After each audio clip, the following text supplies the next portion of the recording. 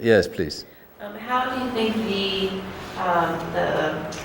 this recent, past 25 years events in the Middle East with the oil prices and then the various conflicts between Palestinians and Israelis and all that kind of stuff has affected the perception of all of America towards Muslims in the United States and also around the world? Yes, you do have perceptual questions with regard to Muslims in America. The Palestinian crisis, the Arab-Israeli conflict, because the kernel of the Arab-Israeli conflict is the Palestinian question. And that has been the cause of tension, not only between Jews and Arabs, but American supporters of Israel and the Muslim world.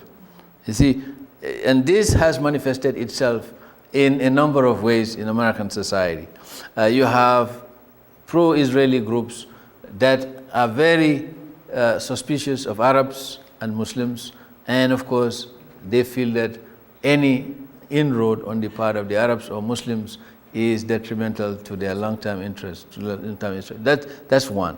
The other thing is you have some of the members of the Christian coalition who have a millenarian idea about Israel, like the last days, Armageddon, and the like. So they see Islam as a stumbling block for the fulfillment of prophecy, because Jerusalem becomes very critical in their consciousness. So that is one issue that needs to be understood as a source of tension.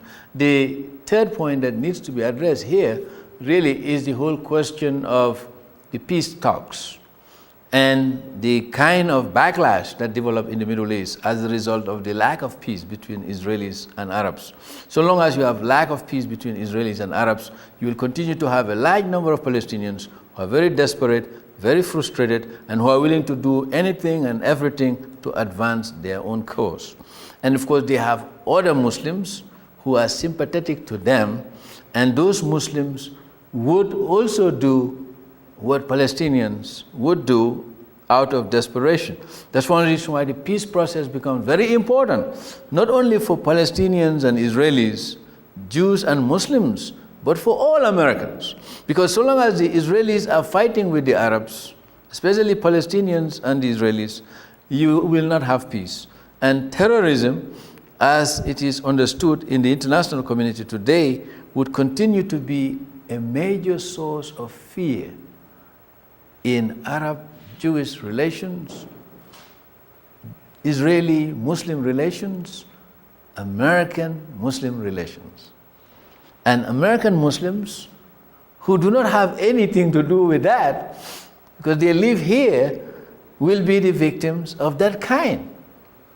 And they become victimized very much like during Second World War, German Americans and Japanese were suspected to being collaborators, guilt by association.